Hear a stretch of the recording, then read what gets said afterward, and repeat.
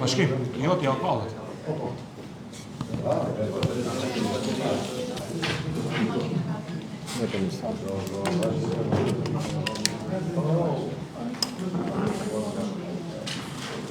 Senat.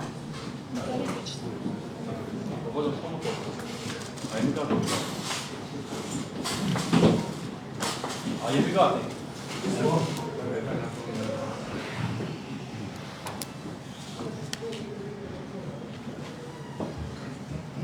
Mundet? Po, sa të regullohet. Okej.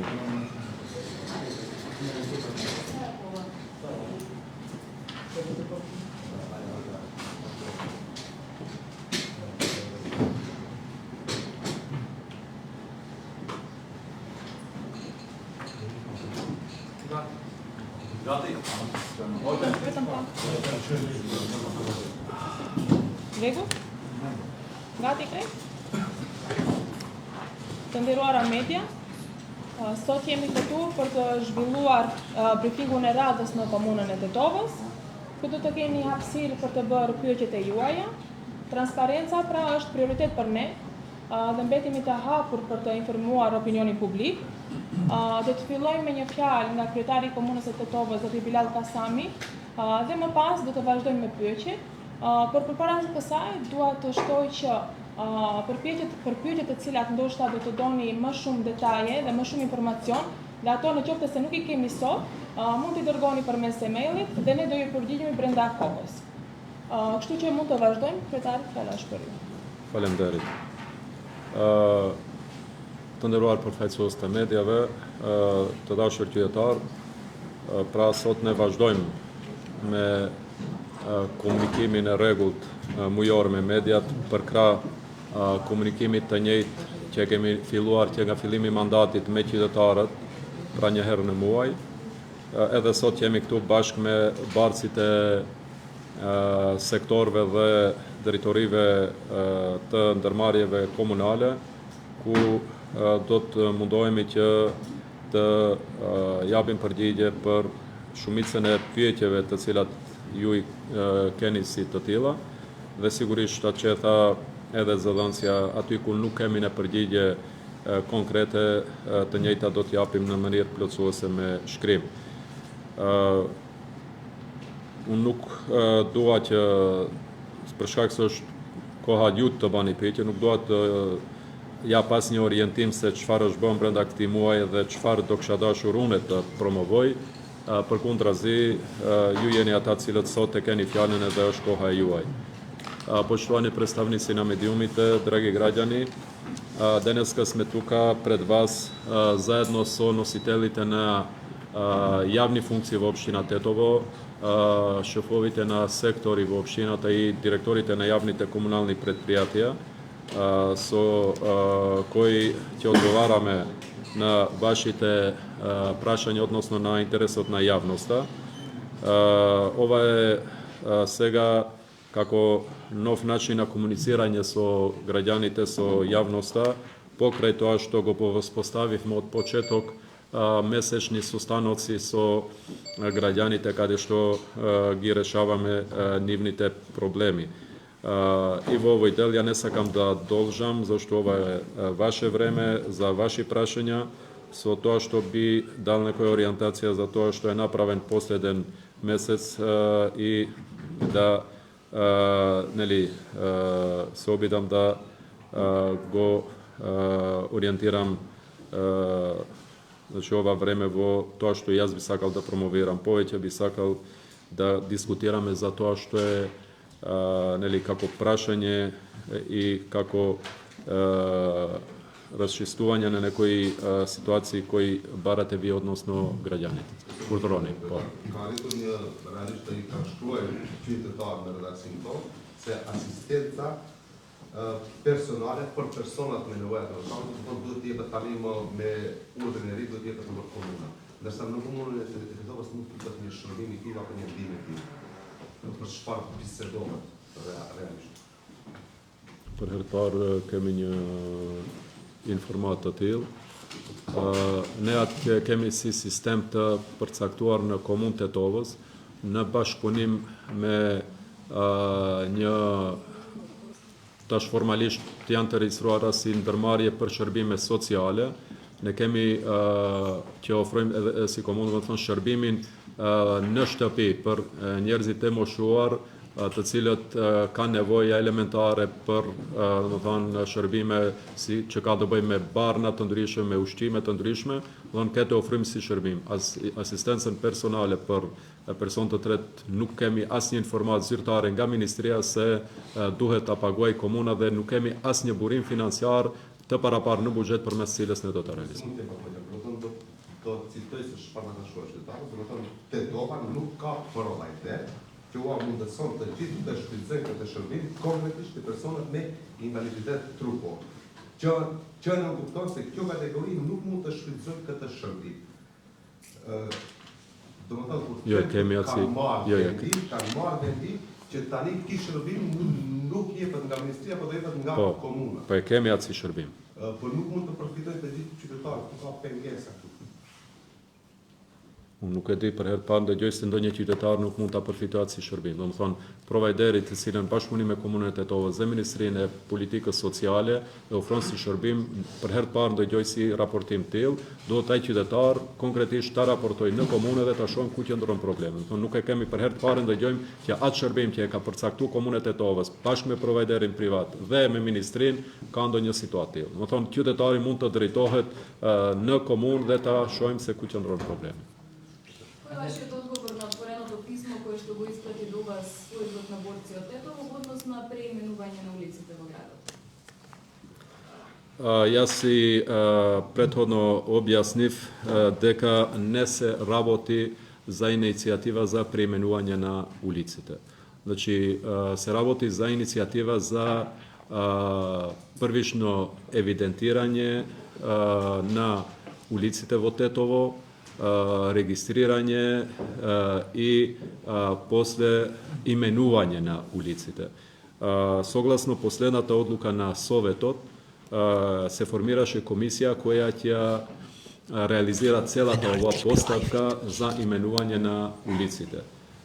Комисијата е таа која ќе ги прави сите анализи, консултации согласно законот и на крај ќе предлага на Советот имиња на улиците во Тетово.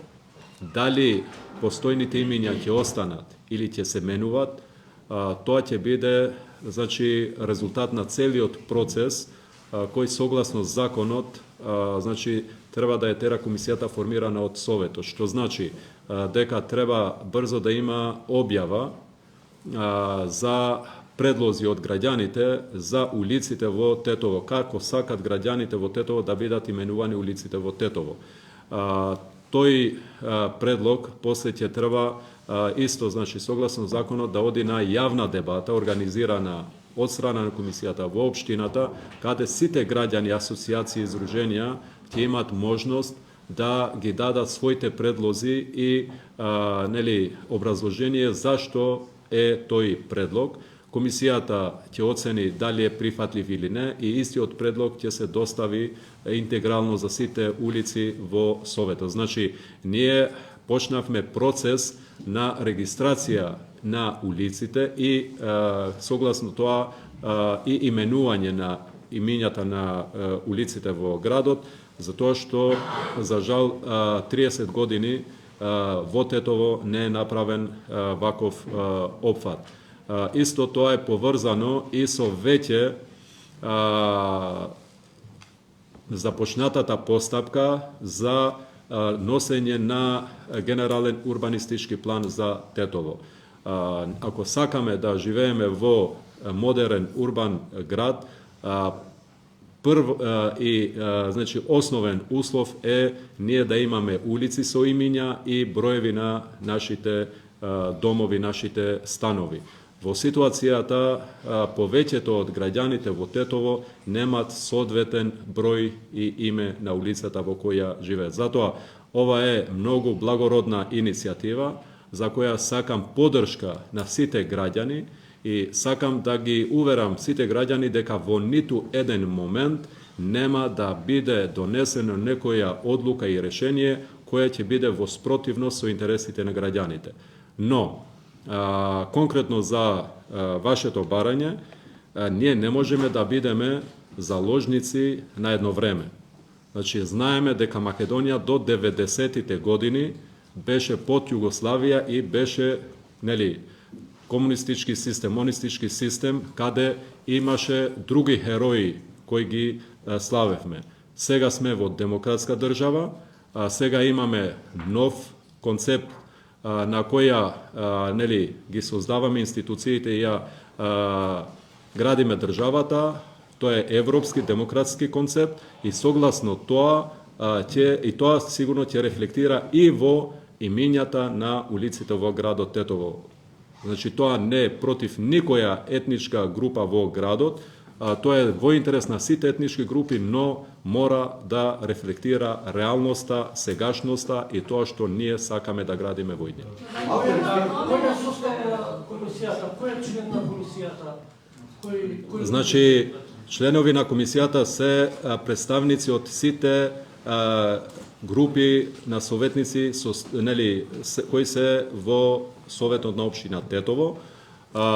Има и представници експерти од општината кои се одговорни за овие работи во општината и има и надворешни професори, експерти кои се дел од комисијата. Значи, комисијата е составена од сите политички партии во Советот на општина Тетово и сите етнички групи кои се представени во Советот. Контрадикторен со вашата изјава, ја почнавте со тоа дека ние нема ништо да, како што видите, преименуваме, туку ќе именуваме, тоа и вчера во вашето видео изјава е потенцирано дека се работи за улици кои што се само со бројки, кои што треба да добијат име. Но веќе во третата реченица во истава изјава, сега видите дека ќе преименувате. Сега ќе преименувате улици, споменувате ликови од Југославија и така натаму, или ќе именувате улици кои што се само со бројка. Значи, формално била дека бројките не се такви како што ви ги кажувате, туку многу помал број улици се само со бројка, кои што треба да добијат име и за тоа се согласни, но не се согласни за преименување. Од каде се ава потребата, кои се тие ликови што ги потенцирате дека треба нели да ги следиме новите времиња и така натаму, и европските вредности, и ќе се преименуваат или ќе се именуваат. Тоа е важно тоа да го потенцирате. Значи, мора да разјасниме дека се работи за формален процес на именување на улиците. Значи, зафат за целиот град, за целата урбана средина во градот Тетово. Комисијата е таа која ќе одлучи дали е одредено име која постои, ќе остане истото или ќе се преименува. Во таа комисија има и албанци и македонци. Има и од позиција и од опозиција во градот Тетово. Во таа комисија има и надворешни експерти кои ќе дадат свој придонес во целиот процес. Значи, само по себе иницијатива не значи дека сите имиња кои постојат ќе бидат преименувани. Но, еден пример ќе дадам, тоа што прашавте. Не знам што е идентификација на Македонија и Тетово со името Кавказ. Во Тетово има улица Кавкашка.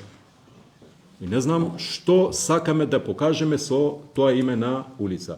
Неколку примери има вакви со кои нема ништо заедничко ни Тетово, ни Северна Македонија. И тие улици сигурно ќе се преименуваат, но улиците на македонските херои кои се налики на ова време, сигурно дека ќе бидат земени предвид и ако комисијата одлучи да останат, ќе останат. Che ne pas leta tot registrăm de lupta națională știrilor. Ce se vând matematică nu dăm gar este peste de să temi metodă. Ce se nici istoria să luptă spre că se nici nu se vede. Nga kush është kryetari, nga kush lokali kryetari. Mirë, çështja teknike unë nuk hin atë aspekt, por një gjë për mua është e rëndësishme. Pa marrë parasysh çfarë ka ndodhur 45-ën deri në 90-ën. Ka qenë një përcaktim ideologjik i asaj kohe. Nga 90 e këndej kemi një orientim të ri ideologjik. Ajo është demokracia dhe sistemi shumë partjak, orientimi pro-europian. dhe kjo është bazamenti, fundamenti i këtij procesi për emërt në Tetov. Unë e dhash një shembull konkret, nuk e di çfarë ka të përbashkët Tetova dhe Maqedonia e Veriut me Kaukazin. Nëse duam të jemi Çeçeni apo atje nuk e di ç'si shtet. Pra, Maqedonia e Veriut është një shtet europian.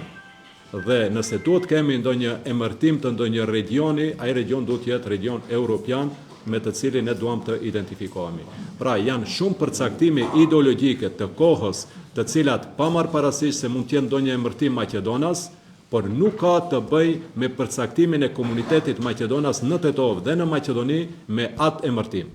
Dhe këtë unë besoj që vetë Maqedonasit pjesë të komisionit do të kërkojnë që ta ndryshojnë. Më thonë, në këtë rast, ne si komunet e Tetovës, dhe unë besoj se pjesa shqiptare e komisionit në asnjë moment nuk do të imponoj emra të emërtimet të cilat kanë të bëjnë me komunitetin Maqedonas, përkundrazi, ne kemi treguar shenjë vullneti që në këtë proces të emërtimit të ketë emra edhe të komuniteteve tjera më të vogla këtu, siç janë turqit, romit dhe komunitetet tjera. Pra, nuk bëhet fjalë këtu as për mbivotim, as për imponim të emërtimeve, bëhet fjalë për një proces të emërtimit të rrugëve ku duhet të reflektoj realitetin momental të sodit dhe sigurisht atë orientim të cilin e kemi në të ardhmen. Do të thoni me këtë se banorët që jetojnë në atë lagje do ketë mundësi vetë asaj. Patjetër.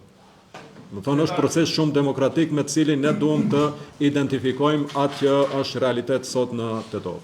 Në një reagim që qeveria dhe kryeministri potencuar shumë qartë se nuk do të ketë ndryshim të rrugës në Tetov. Nuk është ashtu, është deformimi i deklaratës qeverisë. Qeveria thotë nuk do të ketë ndryshim me imponim të emrit të rrugëve. Në asnjë moment komunet e Tetovës nuk ka një proces të imponimit të ndryshimit të emrave të rrugëve. Prej fillimi flasim për një proces të emërtimit të rrugëve, duke i shfrytzuar të gjitha mekanizmat demokratik dhe ligjor. Në asnjë moment komunet e Tetovës nuk ka për qëllim të imponoj ndonjë vendim në kundërshtim me kërkesën e qytetarëve të komunës së Tetovës, kushdo qofshin ata. Tash bën emërtim apo riemërtim? Për shkak se në pjesën e parë ashtu siç e tha edhe kolegja thoni emërtim ose ndër riemërtim. Procesi në aspektin formal e juridik është emërtimi i rrugëve. Ati ku nuk ka emra, ka numra, ati do të vendohen emra. Ati ku ka emra, vetë komisioni, në të cilin ka përfaqësues të gjitha subjekteve politike në Këshillin Komunal të Tetovës dhe gjitha përkatësive etnike që janë përfaqësuara në Këshillin Komunal të Tetovës, do të vlerësoj që një emër ekzistues a do të vazhdojë të jetë apo do ndryshohet. Dhe në këtë rast unë e përmenda rastin konkret të Kaukazit. Në Tetov ka rrugë Kaukazi. Nuk e di çfarë është identifikimi Tetovës, tetovarëve dhe Maqedonisë së Veriut dhe qytetarëve të saj me këtë rajon që është si emërtim me një rrugë në Tetov. Prandaj po them edhe një herë, komisioni do të vlerësoj ati ku do të ketë nevojë të ndryshohen emrat ekzistues dhe ati ku do të ketë nevojë të vazhdojnë të njëjtat. Asnjë tetovar nuk besoj se ka kundër një emërtimi siç është Ilindeni, Republika e Krushevës, me të cilat identifikohen bashkëjetarët tanë të komunitetit maqedonës. Pra, është një proces demokratik, gjithëpërfshirës dhe në interes të Tetovës dhe tetovarëve, pa marrë parasysh përkatësinë e tyre politike, ideologjike dhe kombëtare. Po unë besoj që gjitha mekanizmat dhe indikatorët real të momentit, përcaktimet cilat i përmenda edhe më herët, më thonë duhet të reflektoj realiteti që jemi sot, edhe në Tetov, edhe në Maqedoninë e Veriut, edhe orientimi ideologjik i vendit. Edhe gjysmëfitори i dytë në shkollat në qytetit ka filluar me investime të libra. Ndjetoru tha se komuna ka arritur ta marrësh në Ministrinë e Arsimit të siguron libra gjysmëfitorin e dytë, dhe kaq situata ngelet e mirë. Nga Ministria thonë se kanë siguruar vetëm 1000 libra, të cilat ende nuk i ka pranuar komuna e Tetovës, me është numri i vogël se numri i librave që mungojnë është shumë më i madh. Ne jemi në komunikim me Ministrinë e Arsimit për zgjidhjen e kësaj problematike. Kam thënë edhe hera tjera që përkundër vullnetit të komunës Tetovës për të zgjidhur këtë problem duhen ndryshime ligjore me të cilat edhe teknikisht, edhe juridikisht, ligjërisht komunët e Tetovës do ketë mundësi për të intervenuar. Në këtë rast, përsëri po them, jemi në komunikim me Ministrinë për të zgjidhur këtë problem. Për më shumë që një pjesë e madhe e librave nuk mungon vetëm teksti teknikisht si tekst, po mungon edhe teksti, domethënë me autor, me të drejtat autoriale kështu me radhë, pra është një proces më kompleks për të cilin punojmë bashkë me ministrinë për ta zgjidhur, sepse në shkolla profesionale, siç është shkolla e tekstilës dhe shkolla e mjekësisë, atje janë tekste profesionale që në pjesë të madhe edhe nuk ekzistojnë si të tillë. Domethënë është një trashëgimi 10 vjeçare më të cilën ndryshimet që janë bërë ministria dhe qeveritë paraprake nuk kanë siguruar tekste që ne sot teknikisht të njëjtë aty shumë fishojnë. Pra është një proces me cilin jemi në koordinim me ministrinë për ta zgjidhur dhe për gjetur zgjidhje afatgjate. Në të kaluara keni deklaruar se nëse kemi bërë dhe kërkesë nga ministria që ju lejoj juve ta zgjidhni këtë çështje.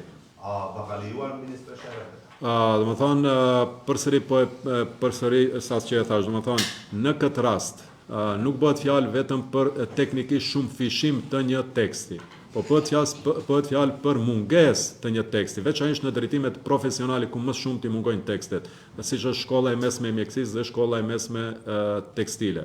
Pra në këtë rast nuk bëhet fjalë që Komuna e Tetovës në bashkëpunim me ministrinë të shumë fishojë nëse ka një tekst, ta shumë fishojë në bashkëpunim me shtëpitë botuese apo me shtypshkronjat. Po në këtë rast bëhet fjalë për një proces të krijimit të atij teksti dhe pastaj të njëjtit të shumë fishimit. Dhe është proces të cilin e koordinon Ministria e Arsimit. Pra në këtë rast komuna nuk ka ingerenca për të miratuar pra tekste shkollore. Është proces që në Ministria e Arsimit bashkëpunim me Biron për zhvillim të arsimit pra e miratojnë një tekst. Si janë miratuar atë këta drejtime për tekstin? Domethënë, kjo është ajo të cilën e kemi pas si trashëgimi nga qeveritë e kaluara ku kemi shumë landë të cilat zyrtarisht nuk kanë një tekst të miratuar nga Ministria, konkretisht nga Biroa për zhvillim të arsimit. Pse nuk kanë siguru fonde për zhvillime arkeologjike në Kalanit? Një në programin tuaj të tjetër. Domethënë, 4 vite gati s'kemi pas. Aty ka një tjetër problem formalo-juridik që simbas informatave në që i kemi, më thonë, leqja është më thonë si objekti mbrojtur nën Agjencionin për mbrojtje të trashëgimisë kulturore, po për më shumë një pjesë e madhe e territorit brenda Kalas është pronë e Kishës Ortodokse Maqedonase, ku çdo proces duhet të bëhet në koordinim edhe me ata. Pra është proces në të cilin Komuna e Tetovës veç mund të kontribuojë dhe ne jemi të interesuar të kontribuojmë, kemi treguar edhe në këtë periudhë këtë interesim, por ne nuk mund të jemi bartës të këtij procesi. Pra duhet të jetë institucioni që është për mbrojtje të trashëgimisë kulturore dhe ne si komunë mund të kontribuojmë me format cilat ato do kërkojnë prej ne. Ngjashëm në teatr Verona ka lëndë për këtë. Po përsëri është çështja formale me cilën e do duhet gjejmë zgjidhje formale me këto dy institucione të cilat i përmenda, të cilat juridikisht janë përgjegjës dhe janë, domethënë, në këtë rast një pjesë edhe pronar. Domethënë, nga momenti kur do e zgjidhim këtë çështje, përsëri them, ne si Komunë e Tetovës jemi të gatshëm që të japim kontributin tonë. Gradonačelnik, najvjerojatnije ne zapomene ne minjate, ki treba širok politički konsenzus, случувайки да тук и влада, zato što bez banendri, bez suglasnost od vlada, не може да се променят улиците. Таква грешка се направи 2007, кога Советот изгласа промена на маршал Тито во Илирија, меѓутоа сега тие кои што живеат на маршал Тито, личната карта им пишува маршал Тито, општинските власти ги водат како Илирија. Дали ќе се држите до, да речеме, таа практика која што не е во ред, или пак ќе се почитуваат сите закони согласно тоа што пропишува Уставот? И така дали сте во координација со... Значи, јас објаснив и претходно дека ово е законски и демократски процес. Тоа што досега неколку општини во Тетово се со 2 имиња, не е формално правно дека не се почитувани законите, туку поради формално правно системот што нема законска обврска на институциите и приватните компании за да ги користат имињата. Сега е во процес во владата да се носи закон каде што имињата кои ќе бидат донесени согласно законот од страна на општините, сите институции, државни и приватни, ќе имат обврска да ги користат.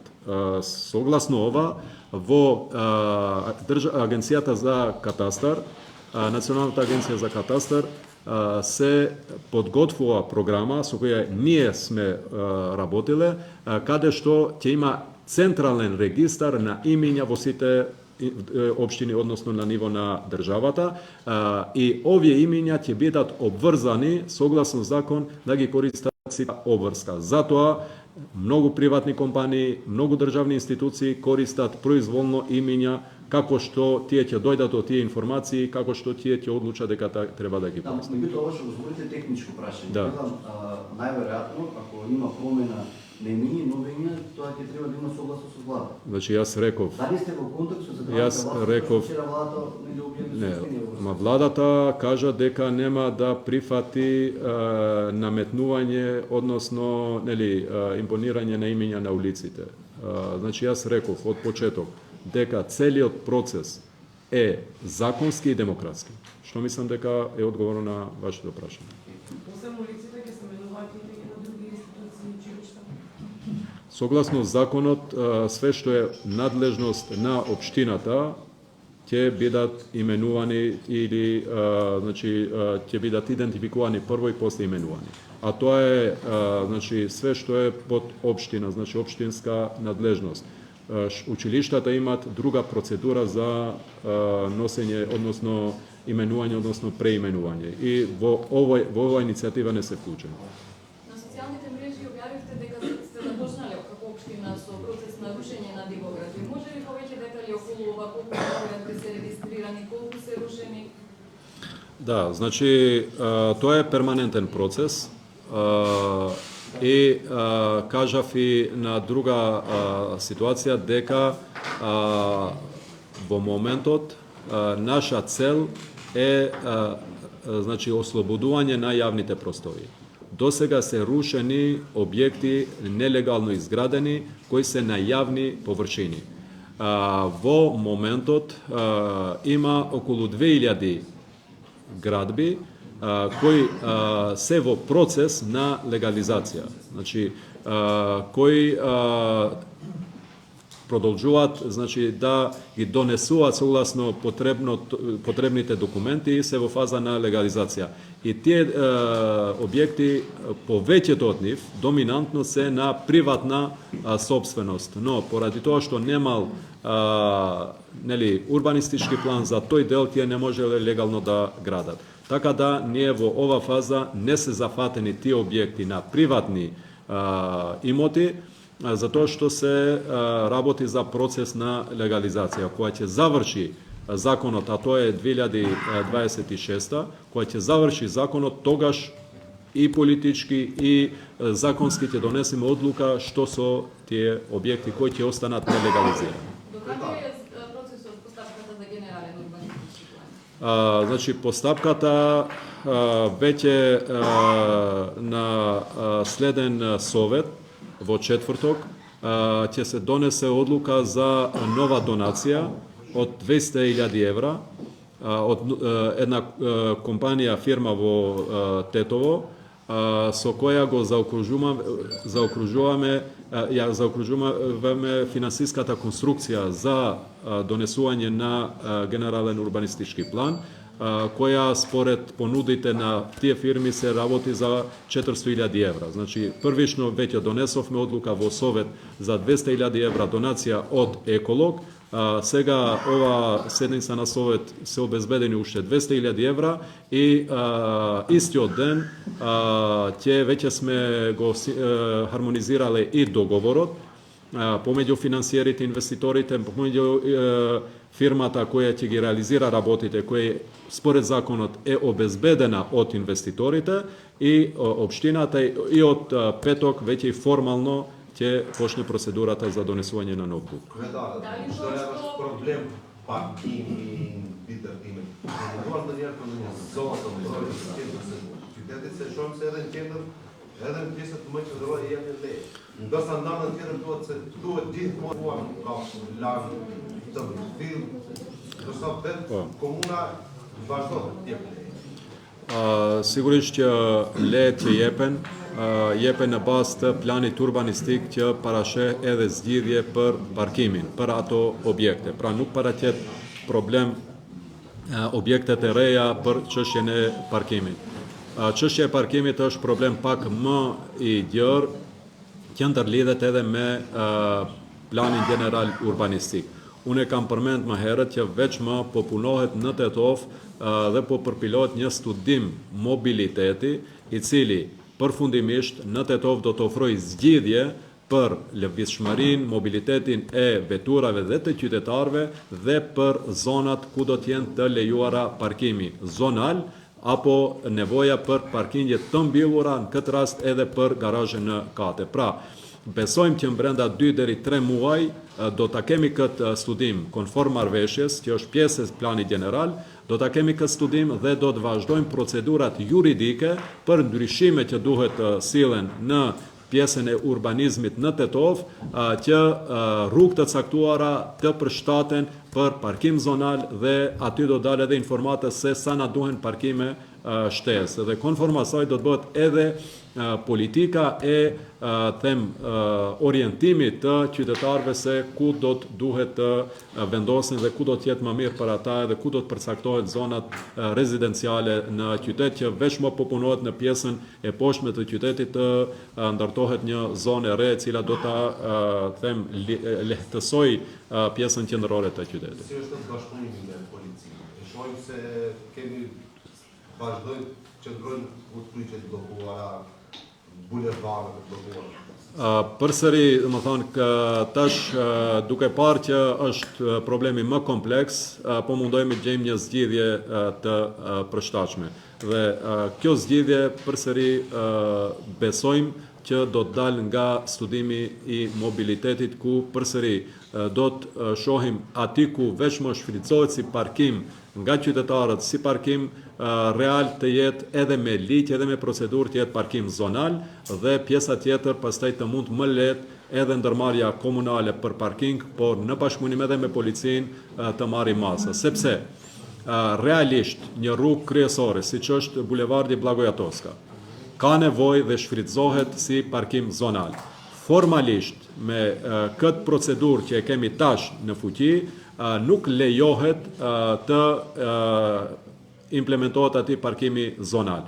Prandaj me studimin e fizibilitetit, me studimin e mobilitetit do të dalë edhe procedura se si ajo zonë edhe realisht të jetë në menaxhim të ndërmarrjes së parkingut si parkim zonal, dhe aty me automatizëm ne do të kemi mundësi që ata që do të parkohen të jenë, më thonë, të menaxhohet nga ndërmarrja e parkingeve, dhe kështu do të kemi mundësi që të kemi një informat më të saktë sa vetura mund të parkohen në rrugë në për zonat e parkimit zonal, sa parkime të reja do na duhen dhe sa në këtë rast garazhe në kate dhe në cilat lokacione. Pra, një pjesë të madhe dhe në këtë rast, realisht aty ku është nevoja dhe ku parkojnë qytetarët, as policia dhe as ndërmarrja e parkingeve nuk mundet të intervenoj. Duhet bëhet fjalë për 1000 vetura të cilat çdo ditë ne duhet t'i largojmë nga rruga. Prandaj është konstatuar se do shkojmë në fazën e dytë. Pra, në faza e dytë që nuk kupton se nëse qytetarët vetëm kanë krijuar një shprehi të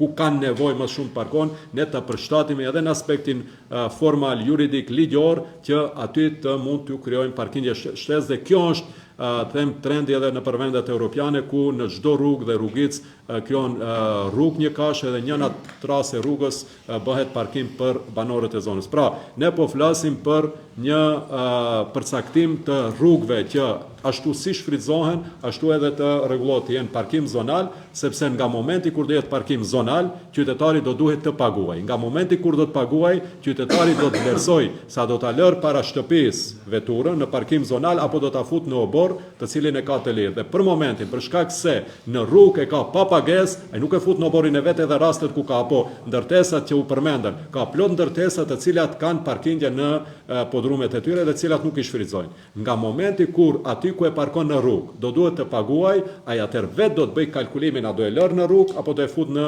parkingun që ndoshta nuk e shfrytëzon për diçka tjetër. Ka mundësi që përmes inspektoratit të pastrohet, që mos lejon parkohen në rrugë, po futen aty ku e kanë vetë. Në këtë rast edhe inspektorati, edhe policia, edhe komuna do të marrin masa adekuate për ta zgjidhur problemin. Po e përsëris që fillimisht ne duhet që të mundësojmë qytetarëve të parkojnë aty ku një pjesë e madhe veç më i parkojnë. Po kjo të jetë në bazë të ligjit dhe rregullores. Nga i moment kur ne do va mundsojmë, unë përmenda, janë 2 bulevarde të cilat konsumojnë një pjesë të madhe të veturave si parkim zonal. Është bulevardi Ilindet dhe bulevardi Blagoja Toska. Dhe nëse ne gjejmë zgjidhje ligjore që aty ku parkojnë të jetë parkim zonal dhe qytetarët të jenë të obliguar të paguajnë, vetë qytetarët do vlerësojnë a do e lërë veturën aty, apo do e lërë në shtëpi të dalë me transport publik, apo të dalë në këmbë. Pra, ne duam që një pjesë të madhe aty ku parkohen veturat të jetë e parkim në bazë të ligjit, me pagesë dhe vetë pastaj do dale nevoja reale se sa kemi nevojë për parkingje të mbyllur dhe për garazhen e kafe. Në këtë moment. Ne nuk flasim për bulevard, ne flasim se kemi parkim në rreth rrotullime, kemi parkim në udhëpriqe, ku edhe me ligj, edhe me plan, edhe pa plan nuk mund zgjidhet ai problem. Për këtë aspekt si e keni bashkëpunimin me policinë dhe me veturën e Marimave, se shohim qëllimisht nuk merret.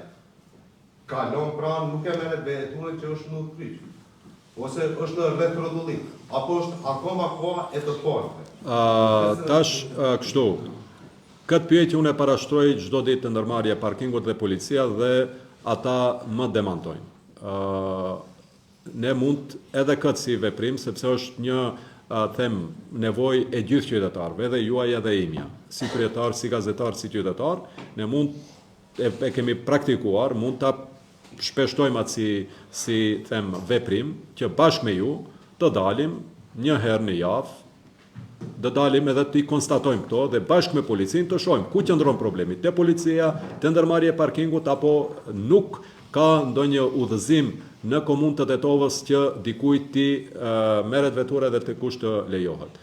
Përderisa unë vetë mundohem ta respektoj këtë si vendim, atëherë duhet çdo kush ta respektoj. Prandaj edhe një herë, nëse jeni të gatshëm, kjo është betejë e përbashkët e gjithë jona, do e vendosim një herë në javë apo kur të vendosni ju, kur ta dakordcojmë, të dalim në terren edhe këto ti konstatojmë. Atë që kam dhënë urdhër të prerë, edhe të policisë, edhe të ndërmarrjes së parkingut që mos lejojnë vetura në rreth rrotullime, mos lejojnë vetura te vendi i stacionit të autobusëve, mos lejojnë vetura tek kontejnerët, e mbeturinave, pra kjo të jetë prioritet i atyre. A është kështu, a nuk është kështu, ne mund dalim ta konstatojmë. Nuk është për ta se kemi reagu konkretisht. Rekollek që kemi thirrë disa herë në sektorin e komunikacionit të policisë. Nuk marrin masa për një udhëkryq që është Tetov, që bllokohet që non stop me biznese që i bën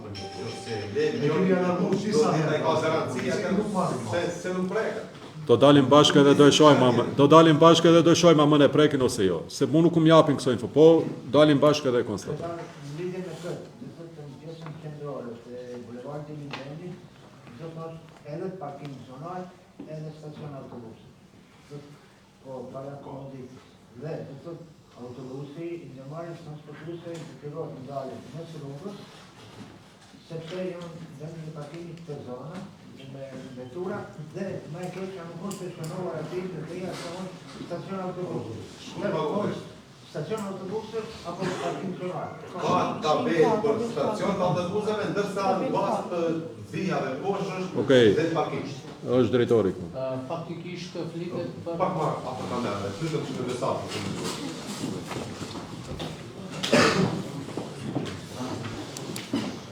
Faktikisht flitet për një vendim që e kemi marrë, do me thanë, pasi ka qenë ai vend parking për veturat, dhe ende nga sektori, do me thanë, për sektori për veprimtari komunale ende nuk është marrë që të gjirosem ato. Besojmë se me përmirësimin e kushteve klimatike, diku ka pranvera ato, do me thanë, ato vende të sinjalizohen. A duhet të njoftoni, sepse kemi pas rast kur janë dënuar njerëzit që parkuan në vend parkingi. Shkakuesa është stacion për autobusët. A duhet pak të vjetë ndonjë njoftim lejohet apo nuk lejohet parkingi? Faktikisht për këtë... Tabela kanë për parking. Jo, aty ka tabelë për stacion, autobuseve vijat më shafë për parking. Jo. Nëse ka tabel për stacion të autobusëve, nuk shkruan poshtë parking, nëse është e përcaktuar si vend, jo, ama nuk është e përcaktuar me vija të bardha. Mirë, ama me vija të bardha, vija të bardha jo detyrimisht nuk kupton se është parkim, as zonal as. Domethënë unë besoj që nëse pa marrë parasysh nëse ka tabel që është informat shumë më e sigurt që është stacioni autobusëve, duhet të respektohet ajo, sepse ngjyra nuk ka ndonjë vendim që ngjyra përcakton se, domethënë, vetë përcaktimi i vend parkimit mund të jetë edhe për autobus edhe për parking. Derisa ka tabel, unë besoj se duhet të respektohet edhe derisa të bëhet edhe sinjalizimi horizontal adekuat që përmend edhe drejt. Autobusi nuk dalet ajo sa vetura, se çfarë është ajo? E përcaktuar për një vend parkimi. Vetur ka para, vetur prapa. Është ajo pjesë, autobusi s'në vjen aty dalet. Do të thonë pa qenë ti tham si Romana. Okej, përmendi drejtori është çështje që duhet të zgjidhet. Dhe çuat në një dia parkimit. Edhe për taksistë. Shpalla rregullatore sa leje për taksi do jetë kuvulletosa. Apo ka?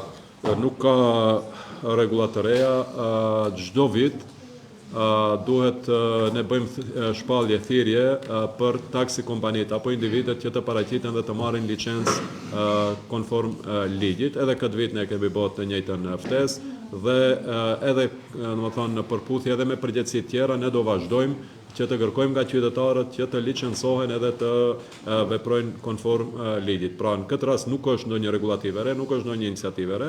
Ne çdo vit në fillim të vitit shpallim konkurs edhe për hapësirat publike, për tarasat, për domethënë këtë rast edhe për taksit, pra gjithçka që është interes publik, kush është interesuar që të jetë pjesë e menaxhimit, apo të bashk menaxhimit atë interesi publik, është mund të paraqitetet. Këtë rast është procedurë e çdovitshme. A nuk ka rregull se sa vend parkime ka qyteti dhe është leje, aq përqindje do jetë. Dhe sa vend parkime ka për taksistë.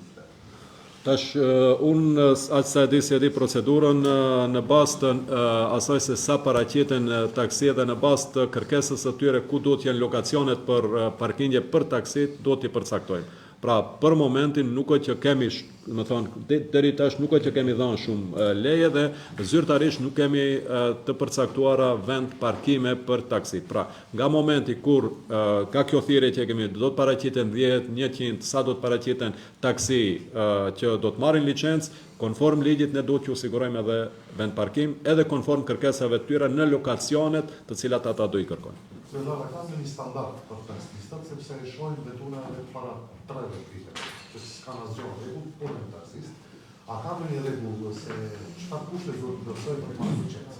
Po sigurisht që ka edhe standarde dhe ligje dhe gjitha rregullat janë të përcaktuara për marrje të një licence. Fatkeqësisht, mo them krejt, po shumica e atyre që sot punojnë si taksi nuk i plotësojnë ato kushte, jo vetëm me veturat, shumica atyre janë ose pensionist, ose kanë ndonjë angazhim tjetër dhe si angazhim të dytë kanë punën e taksis. Do thonë, nuk është që deri tash kemi taksi të licencuar dhe cilat i plotësojnë kushtet konform kërkesave ligjore. Pra shumica, më them, pjesa më e madhe e tyre janë që funksionojnë dhe nuk kanë licencë. Kështu, bulevardi Vllazëriatos ka PKD-ma, disa ka mbetur pjesa atje pa asfaltuar, që disa mund të kesh probleme aty, pse nuk ka vazhduar në asfaltimin deri te largave moderne aty. Po, jemi në fazën përfundimtare të shpronësimit, tash nuk e kam informatën e fundit Rilind, shife me... Jo, ishe problemi vetëm të një pronë, cila... Tjerat e i kanë shkruar marrëveshjet. Edhe e priqin edhe një nuk ishe këtu në brenda shtetit, dhe më thënë të kthehet. Do thonë, ne veç jemi dakurcuar me pronarët e pronave që duhet shpronsohen, është çështje teknike se si nuk duam shkojmë me procedurën ligjore sepse zgjat më shumë, po të nënshkruajmë marrëveshje për shpronsim dhe nga i moment kur do i kemi marrëveshjet, do i japim urdhëres kompanisë që të vazhdoj punimin. Po tash, kam dhënë disa afate dhe nuk kam respektuar nëse unë po them që, domethënë, atë që e tha dhe përgjegjësi sektori, domethënë, ne kemi një pronë të cilën duhet gjejmë bazë ligjore për shpronësim dhe kemi një pronar i cili duhet të kthehet nga jashtë dhe ta nënshkruajë marrëveshjen. Unë besoj se në pranverë edhe me hapjen e kushteve klimatike do vazhdojmë aty.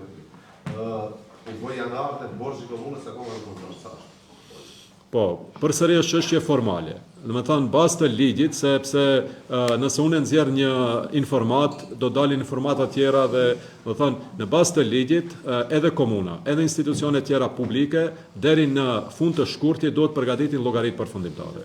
Dhe informata më e saktë për situatën gjendjen financiare të një institucioni është llogaria përfundimtare. Dhe unë kam dhënë urdhëres gjitha institucionet që të përgatiten llogaritë përfundimtare dhe kur do I kemi këto, do dalim edhe me informat zyrtare se cila është, sepse kemi dalë edhe në të kaluarën dhe ka pas kontestime nga opinioni, më them nga shumë media, sepse kjo është informat që ka dhënë komuna, por realiteti është diçka tjetër. Prandaj, konstatimi I fundit është që duhet presim në fund të shkurtit të miratohen në Këshillin Komunal llogaritë përfundimtare të gjitha institucioneve komunës dhe institucioneve komunale dhe atëherë do dalim me informat zyrtare se cila është gjendja financiare e komunës. Zyrtar, për fund, dy pyetje, më thënë, sa u prek Tetovës, komunën e Tetovës nga ndalesa që bën ambasada e Amerikës për realizimin e projekteve të ndryshme, aspekte të projektit në vijim, edhe dyta pritet të menedjes në lutje të mëngjesit. Këtë dhe një aktivitet tjetër, si është përpara? Po, pa tjetër, pra fillimisht po, ne kemi projekt me USAID-in që ka të bëjë me transparencën e komunës, por fatmirësisht jemi në fazën përfundimtare, më thonë para një jave kishim takim përmbyllës për të bërë vlerësimin e impaktit të atij projekti në transparencën e komunës, më thonë do të ketë ndikim formal, por nuk do të ketë ndikim real, sepse jemi në përmbyllje të atij projekti dhe përkundër faktit që jemi dakursuar edhe për disa projekte tjera, derisa nuk zhbllokohet si vendim, nuk do të mund t'i shfrytëzojmë ata mjete.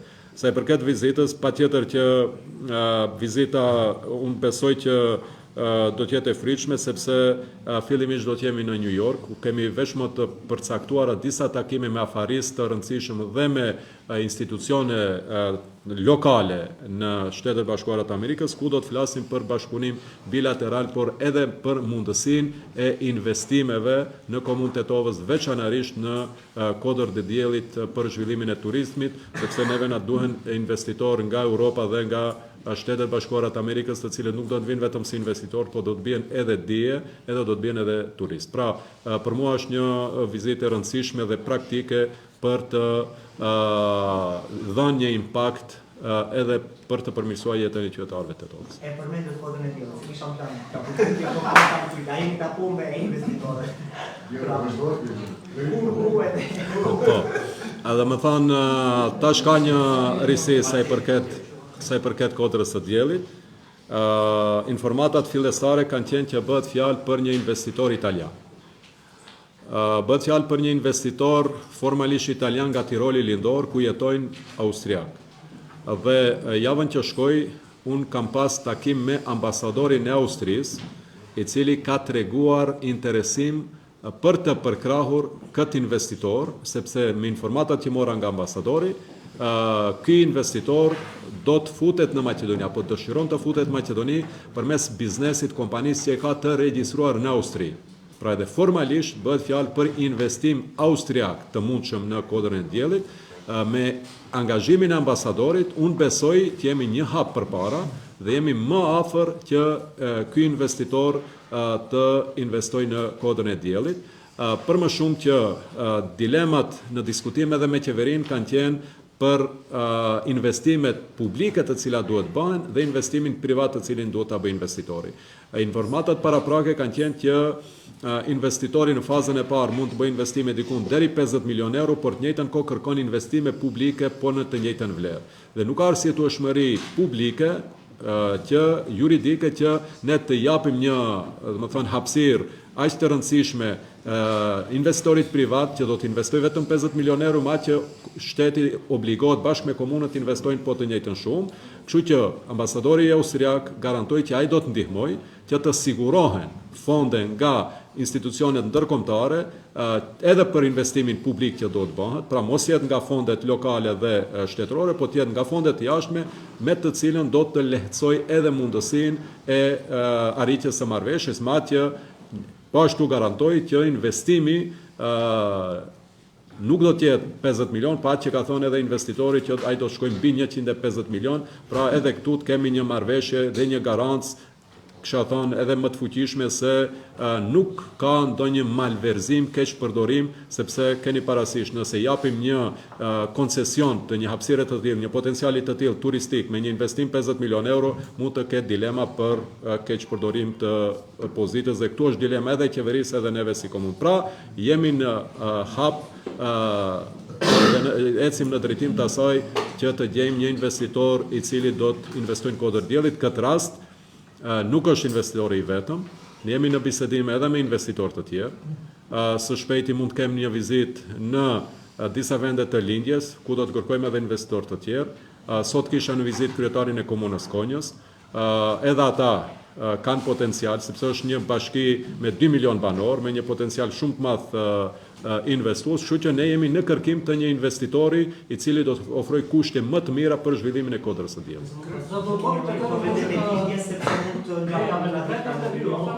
Bëhet fjalë për vendet e gjirit Katar, Dubai dhe Emiratet e Bashkuara Arabe.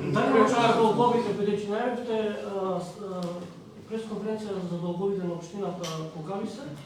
Нямате, ако са дали сега, дали вчера, Да. може да ни кажете кога ли са дали могли се направят? Значи objasnив дека ние сме се обиделе во минатото да бидеме транспарентни и отворени во делот на финансиската кондиција на општината и јавните комунални предпријатија. Поради тоа што во минатото, после нашата објава имаше контестирање на тоа што ние ги објавивме, сега одлучивме да чекаме крај на февруари, каде официјално, според закон, сите општината и сите други општински предпријатија треба да достават завршна сметка, која е официјален документ за финансиската состојба на општината и институциите. Од тој момент, значи во март, ние ќе излеземе со официјални податоци кои верувам овој пат нема да бидат оспорувани од медиумите од јавноста. Затоа, значи ние можевме и денеска, можевме и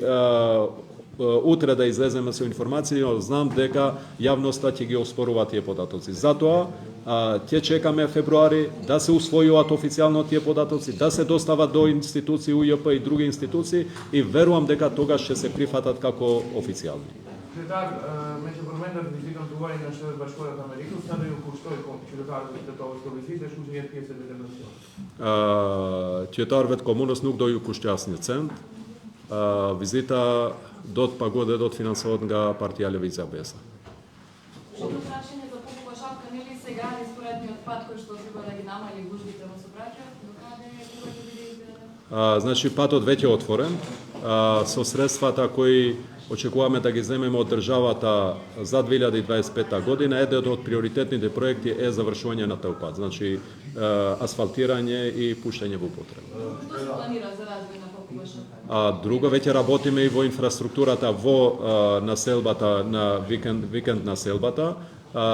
Исто работиме во делот на другата пропратна инфраструктура. Сега сме во завршна фаза и секој ден, секој момент очекуваме согласност од Министерство за транспорт за урбанистичкиот план за Попова шапка. Од кога ќе добиеме тоа, ќе се усвои во Советот и одма ќе почнеме со процедури и за паркинзи, кој е дополнителна потреба за Попова шапка. Значи работиме во неколку области за да се развие Попова шапка. Po, sikur ke pyetja e fundit, o bashkim, s'ta ngjojnë fjala. Jo, pasi e hapi. Diskuton nëse i shohim tenderin aty se do të qartëkonin në fshatin Ilse. Ndërsa rruga, nëse është ajo rrugë, ka vetëm një rrugë te weekend shtëpisha, e se nuk ka bërë dikun ka 70 metra, Senat. Dhe kushton 53 miliona. Për shkak të lehtësimit të komunikacionit, është vetëm një rrugë kumar. Senat, formalisht bëhet fjalë për atarin e fshatit Lisec. Dhe emërtimi është i tillë. Realisht bëhet fjalë për depërtim të një rruge të re diku 4 kilometra. Tenderi i parë ka qenë që vazhdon, nuk është përmbyll, një segment i asaj rruge 600 metra. Tenderi i dytë, sigurimi i mjeteve nga qeveria, sepse veçmë e kemi lejen, edhe do aplikojmë 2025, është përmbyllja e rrugëve. Pra, në këtë vit, ne jo vetëm depërtimin, po do punojmë që ajo rrugë të asfaltohet e të çohet përdorim. Më thonë, bëhet fjalë për atarin, teritorin e fshatit Lisec, në aspektin katastër. Edhe ne ashtu duhet ta emërtojmë. Pra nuk bëhet fjalë për fshatin, po bëhet fjalë për teritorin që e përfshijmë fshatin Lisec. Vedut që parashashnisht?